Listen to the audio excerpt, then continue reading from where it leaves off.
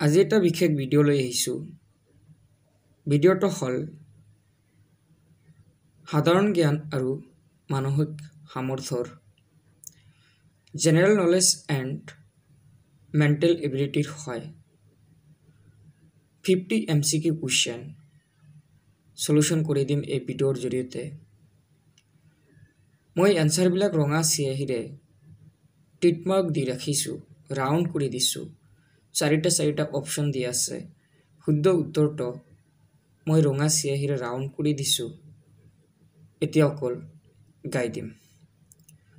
Question নং 1, অসমৰ বৰ্তমান বিত্ত আৰু সমাজ কল্যাণ বিভাগৰ মন্ত্ৰীগৰাকী হ'ল। ইয়াতে চাৰিটা অপশ্যন দিয়া আছে। শুদ্ধ উত্তৰটো হ'ল এ অজন্তা নেওগ। কুৱেশ্যন নং 2, আলি আই লিগাং কোনটো জনগোষ্ঠীৰ উৎসৱ? Answer C Mising. কুৱেশ্যন নং 3, ভাৰতৰ ৰাষ্ট্ৰীয় খেল হ'ল। এনচাৰ এ হকী। কুৱেশ্যন নং 4, বুঢ়ী আইৰ সাধুৰ লেখক হ'ল। Option B Lakshminath Bezbaroa. Question নং 5, তলৰ কোনগৰাকী দৱনী কবি? Answer C Binanda Chandra Barua. Question নং 6, তলৰ কোনগৰাকী ব্যক্তিক অসমৰ সিংহ পুৰুষ বুলি জনা যায়? Answer B Radha Gobinda Barua. Question নং 7, 2020 চনৰ টকিঅ' অলিম্পিকত সোণৰ পদক লাভ কৰা নীৰজ চোপ্ৰা তলৰ কোনটো খেলৰ লগত জড়িত? Answer D javelin throw'. Question নং 8, প্ৰথম আসাম স্বৰ্গদেউ? Answer B Sukaphaa. কুৱেশ্যন নং 9, ডিং এক্সপ্ৰেছ বুলি খ্যাত খেলুৱৈগৰাকী হ'ল। Answer C Hima Das. Question নং 10, বিশ্বৰ আটাইতকৈ সুখী দেশ বুলি ৰাষ্ট্ৰসংঘই ঘোষণা কৰা দেশখন? Answer B Finland. কুৱেশ্যন নং 11, অৰ্থশাস্ত্ৰৰ লেখক? Option B Kautilya. কুৱেশ্যন নং 12, লাভলীনা বৰগোহাঁই কোনটো খেলৰ বাবে 2020 চনৰ অলিম্পিকত ব্ৰঞ্জৰ পদক লাভ কৰে? Option B boxing. কুৱেশ্যন নং 13, সূৰ্যৰ আটাইতকৈ ওচৰত থকা গ্ৰহটো হ'ল। অপশ্যন বি বুধ। কুৱেশ্যন নং 14, চিকিৎসা সম্পৰ্কীয় বেদখন হ'ল। Option B Atharvaveda. কুৱেশ্যন নং 15, কীৰ্তন ঘোষাখন ৰচনা কৰিছিল? Option A Sankardev. কুৱেশ্যন নং 16, পিংক চিটি বা গুলপীয়া চহৰ বুলি কোনখন চহৰক জনা যায়? Answer B Jaipur. কুৱেশ্যন নং 17, 2021 বৰ্ষত অসম চৰকাৰে ঘোষণা কৰা নতুন ৰাষ্ট্ৰীয় উদ্যান দুখন হ'ল। অপশ্যন বি দিহিং পাটকাই আৰু ৰায়মনা। কুৱেশ্যন নং 18, ফৰেষ্টমেন অফ ইণ্ডিয়া বুলি কাক কোৱা হয়? Option A Yadav Payeng. Question নং 19, ভাৰতৰত্ন লাভ কৰা প্ৰথমগৰাকী অসমীয়া হ'ল। Option A doctor Bhupen Hazarika. Question নং 20, ৱেটলেণ্ড, লেক, ট্ৰিবিউটাৰী, চেনেল ওপৰৰ ইংৰাজী শব্দকেইটাৰ অসমীয়া অৰ্থ হ'ল। অপশ্যন বি জলা, হ্ৰদ, উপনৈ, জান। কুৱেশ্যন নং 21, ভাৰতৰ বৰ্তমান ৰাষ্ট্ৰপতিজনৰ নাম হ'ল। ইয়াতে বৰ্তমান যিজন ৰাষ্ট্ৰপতি আছে তেওঁৰ নামটো উল্লেখ কৰা নাই, আগৰ ৰাষ্ট্ৰপতিজনৰ নাম উল্লেখ কৰিছে। Option B Ramnath Kovind. Question নং 22, থৰ মৰুভূমি ক'ত অৱস্থিত? Option A Rajasthan. কুৱেশ্যন নং 23, মিছাইল মেন অফ ইণ্ডিয়া বুলি কাক কোৱা হয়? অপশ্যন সি ডক্টৰ আব্দুল কালাম। কুৱেশ্যন নং 24 ভাৰত তথা এছিয়াৰ প্ৰথমটো তেল শোধনাগাৰ ক'ত স্থাপন হৈছিল? Answer B Digboi. অসমৰ কুৱেশ্যন নং 25 অসমৰ কোনখন নগৰীক অসমৰ মানচেষ্টাৰ বুলি কোৱা হয়? Answer D Sualkuchi. এতিয়া মই আলোচনা কৰিম মেণ্টেল এবিলিটি অৰ্থাৎ মানসিক সামৰ্থ্য সম্পৰ্কে।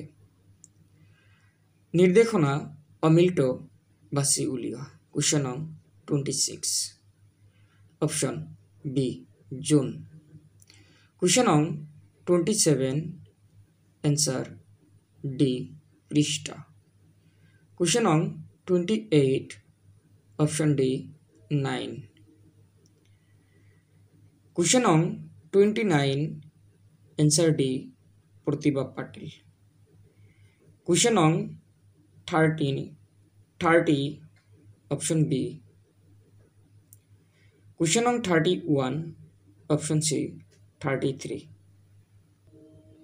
কুৱেশ্যন নং 32 অপশ্যন সি হাফনেউল। কুৱেশ্যন নং 33 অপশ্যন ডি পুৰী।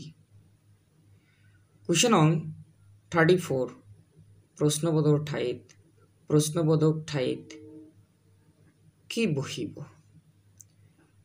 চিত্ৰটো চাব লাগে। 3 নম্বৰ চিত্ৰটোৰ ওপৰত প্ৰশ্নবোধক চিনৰ ঠাইত কি বহিব? Option A 81। কুৱেশ্যন নং 35 অপশ্যন সি 65। কুৱেশ্যন নং 36 অপশ্যন এ 92। কুৱেশ্যন নং 37 যোৰহাট ইষ্টু ৰৰয়া শোণিতপুৰ ইষ্টু প্ৰশ্নবোধক চিন দিয়া আছে। ইয়াতে এনচাৰ হ'ব শালিনীবাৰী। Option D.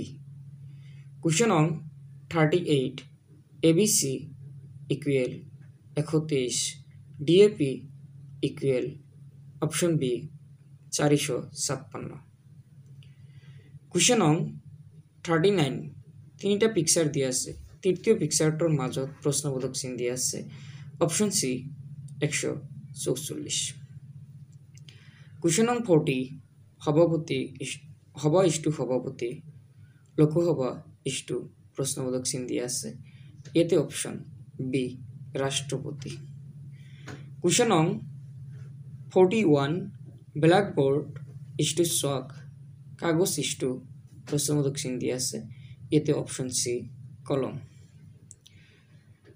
কুৱেশ্যন নং 42 BDF CFL DHL অপশ্যন সি EMO।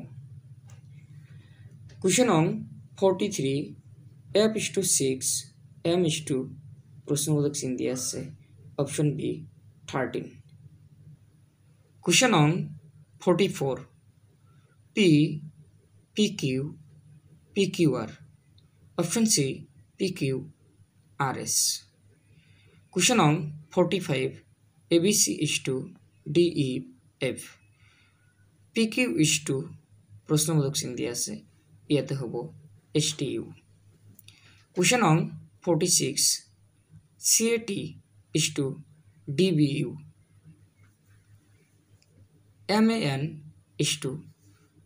প্ৰশ্নবোধক চিন দিয়া আছে। ইয়াতে হ'ব CNBM। কুৱেশ্যন নং 47 মণিপুৰ ইম্ফল অৰুণাচল প্ৰদেশ প্ৰশ্নবোধক চিন। ইয়াতে অপশ্যন এ ইটানগৰ। কুৱেশ্যন নং 48 তিনিটা পিকচাৰ দিয়া আছে আৰু এটা পিকচাৰৰ ঠাইত প্ৰশ্নবোধক চিন দিয়া আছে।